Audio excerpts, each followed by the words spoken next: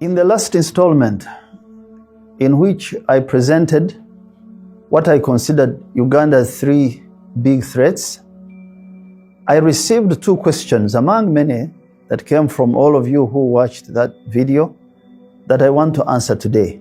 The first question I received is this: is Uganda's export work and Uganda's economy hurt by recent actions against some of the country's media houses and the operators of some of the online channels that were arrested, along with opposition and civic activists?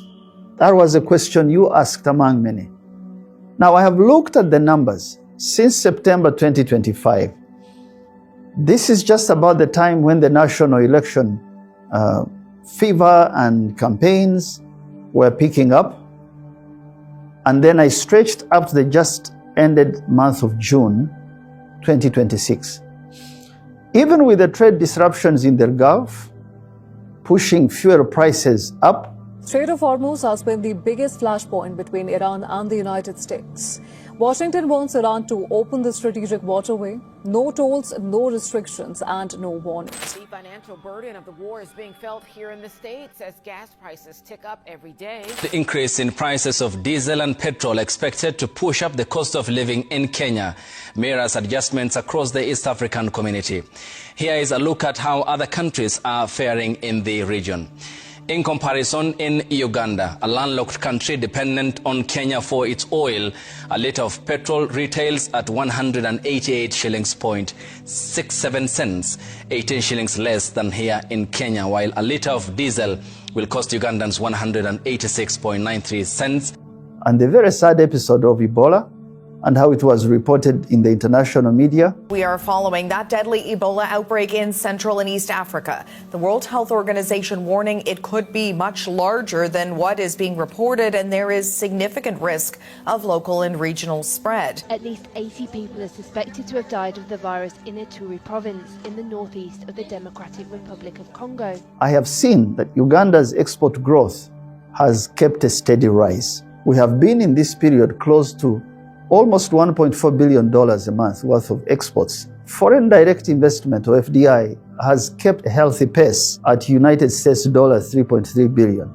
It is only the arrivals at Entebbe International Airport, when I checked the month of April and the month of May, the numbers had a drop of 7.9, a drop. However, this does not account for other border posts. People kept coming in, people kept spending money in our country. This is partly why I think the shilling has held within a minimum band and no wild swings. Even through elections until now, our exchange rate has remained a little bit stable. Generally, our exports were up 25% in the month of April 2026 than the same month of April in 2025. That is therefore to say that the fundamentals of our economy, things such as inflation, consumption, manufacturing, investment, innovation in some of the enterprises, in agriculture, the agricultural production, the increases we have had, all these are fairly sound. When I spoke at the East African community and I visited the exhibition at Parliament, I saw a number of companies that 10 years ago, when I met their owners, I visited them, 10 years ago they were simply importing steel coils. What I saw today is that they make reinforced steel for construction of bridges, even have had more product range that we didn't have a couple of years ago. Now, investment and innovation, even if it is low, has kept improving, albeit slowly, I should say. These fundamentals tell me that we can withstand pressure long enough to overcome these short-term problems if we keep pulling together on sound policy, we don't change policies rapidly halfway, and we keep timely execution on projects. And both of these values are most under threat today in Uganda: policy and execution. Together, we can lessen the negative impact of bad politics. We can reject corruption and the abuse of power. We can fix many of the areas where we are weak. Emperor Augustus Caesar, who expanded the Roman Empire, he used to say, you must make haste, but slowly. And that sounds a contradiction, because you can't move very fast and at the same time slowly. In Latin, it is festina lente. Festina lente. It means that speed without judgment creates problems. That you need a commander or a leader and forces that are cautious than just being bold yet destructive. It is my message to all Ugandans, especially the leaders, that we should work with speed on things that deny our young people jobs, but at the same time, we must act with reason, with good judgment, with maturity, with wisdom, on a society that is in transition. If you notice, we have a big generational divide in both the economy, SMEs that I see, and in politics. And we got to be cautious to keep together.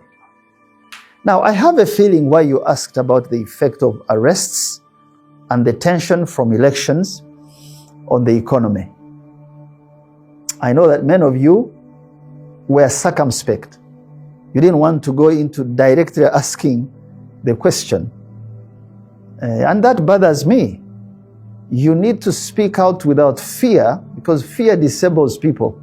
Fear of favor. Favor is compromise. Because this is your country. You speak out. I suspect the interest that you had in asking is that we should keep Uganda growing, especially in respect to the rule of law and the treatment of opinions that might often offend those in power. I suspect you are saying to me the country should continue to protect the right to dissent by those who oppose our views or our approach to issues. Why do I think you are saying this by your questions without being open? Because the United States dollar's $500 billion economy in 14 years that the president has set a target for us requires, listen to this, at least 35,000 megawatts of electricity to power this growth. That is what the economies with this kind of GDP have in energy generation and usage. Now, if we were building a service economy, you could say, well, go slow on power generation and invest elsewhere.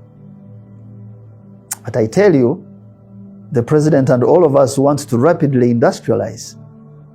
We want to convert much of our mineral and agricultural potential into finished high-value goods. To achieve this, we must generate 16 to 20-fold energy increase from the current 2,000 in only 14 years to 35,000 megawatts.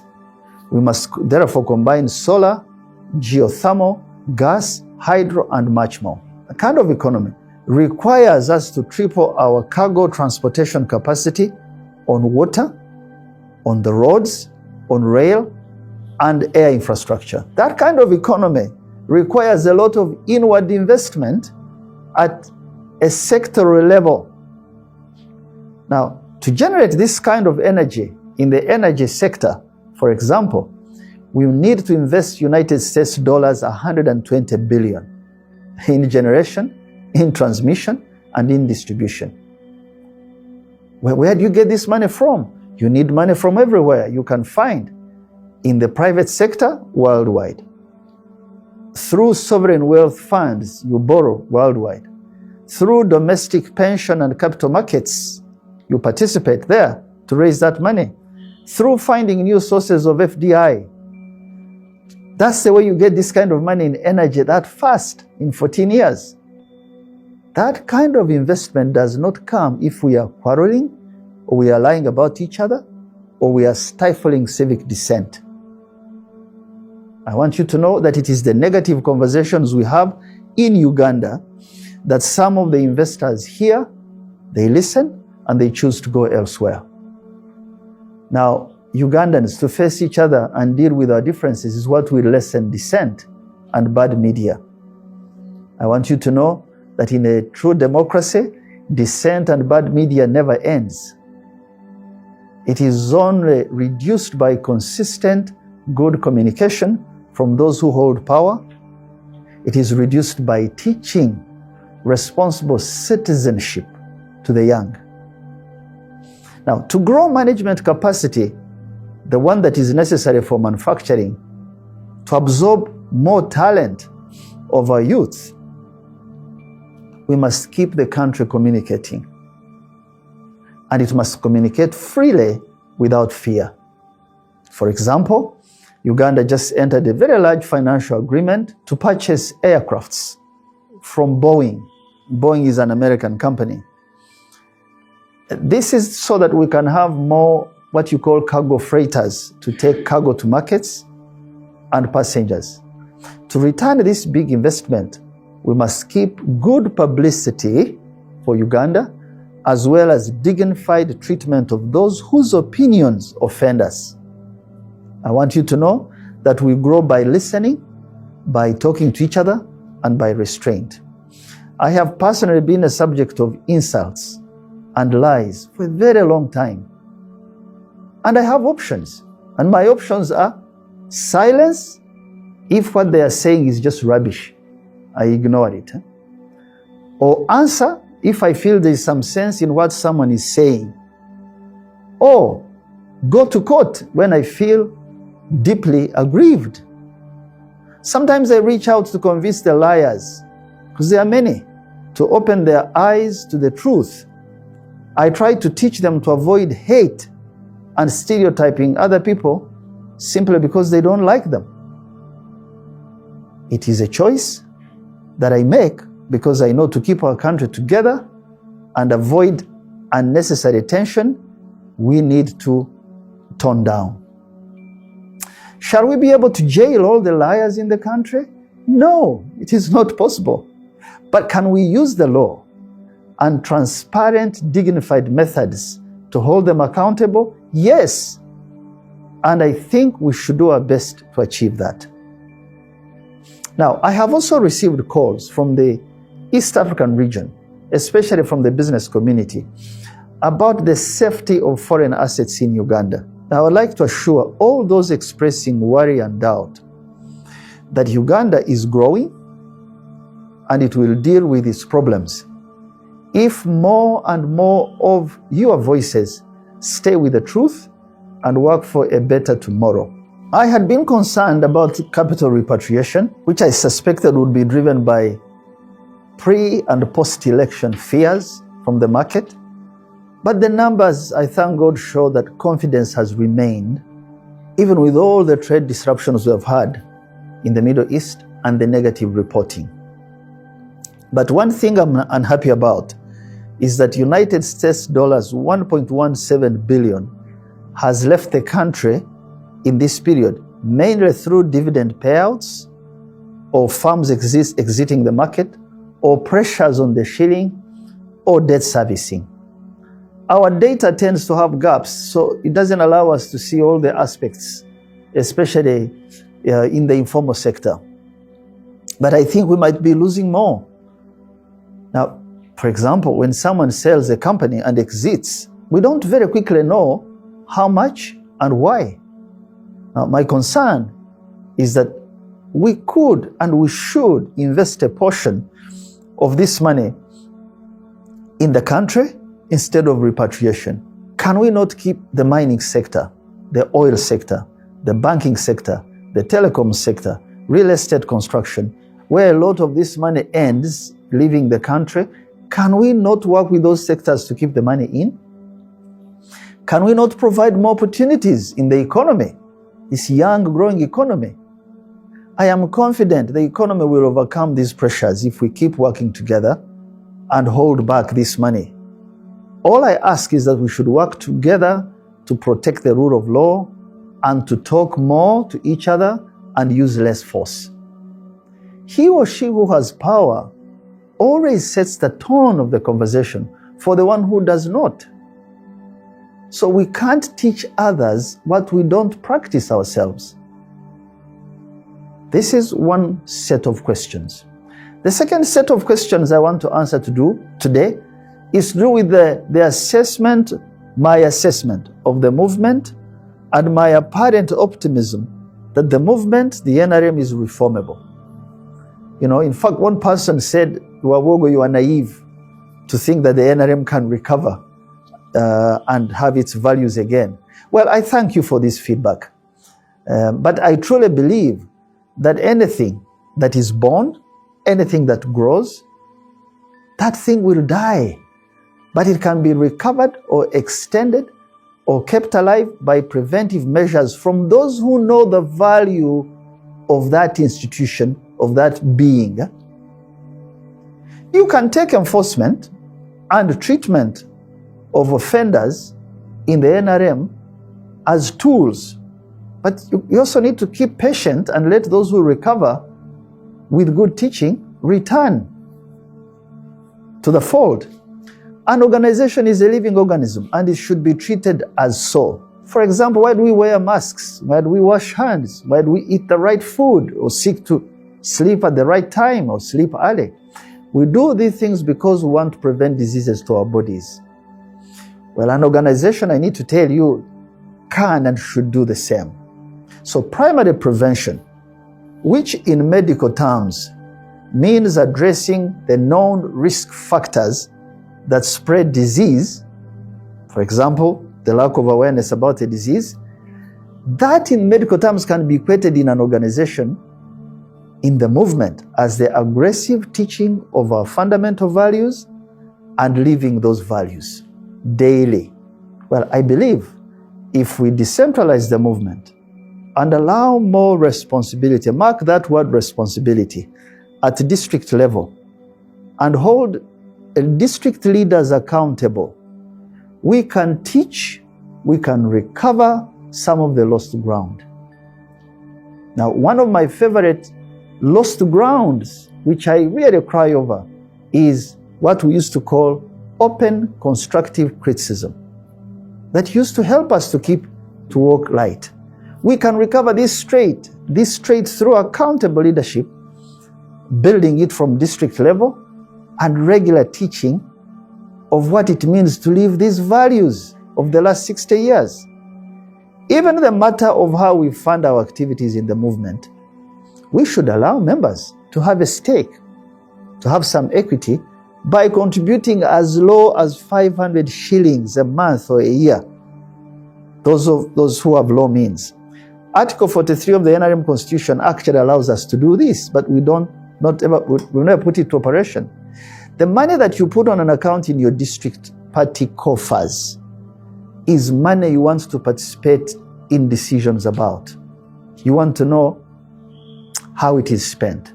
You question how it is used. But money that comes as donations from the top at election time tends to be abused. You know why? Because people see no consequences for this abuse. It is money that comes from outside their area of jurisdiction and thinking, and they don't value it as money that they have raised on their own. Sometimes prevention can fail. So if prevention fails, then treatment should kick in. For a living organism, treatment can mean injections or even amputation. Now, no one likes injections, and worst of all, an amputation. However, a good doctor, let's call it a good leader, should be able to save the rest of the body, to save a life, if the risk of death is high, by an amputation of what has gone wrong. Leaders must take action against those who you teach, who you provide for, and they still continue to infect others with impunity. Those need to be exposed and cut off so that the rest of the body can survive. Now, if treatment develops what the doctors call secondary complications, a good doctor or a good leader must create a large platform, bring in more experienced people, elders, to save the body, in this case, the life of an organization. This is how organizations recover And I see the NRM in no different in any way if we choose to act now. Now, when both prevention as first level of defense and treatment, second level of defense, have been applied in an organization and its membership, just like a human body, the organization must be allowed full recovery, just like a body recovers, and readmitted when healthy. Now, recovery for leader or a structure of an organization is not found in politics or media or insults or news. It is found in solitude for leaders and introspection. So we can find new ways to grow and keep the organization competitive. Now, one of the influential 19th century Western philosophers said, and I quote, "He who should inspire and lead others must be defended from traveling with souls of other men, from living, breathing, reading, and writing in the daily time-worn yoke of their opinions." Close quote. This is why we have physiotherapy for the body. The physiotherapy for an organization is not to blame others, to wake up and blame everything wrong, but to do the right thing because it is right. Not just blind loyalty when mistakes are made. That is how good leaders develop the moral courage to confront hard decisions. The NRM can do this.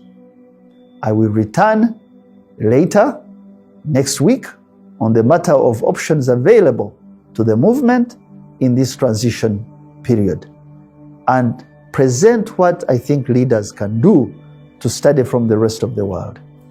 I am your friend, Odrek Rwabwogo.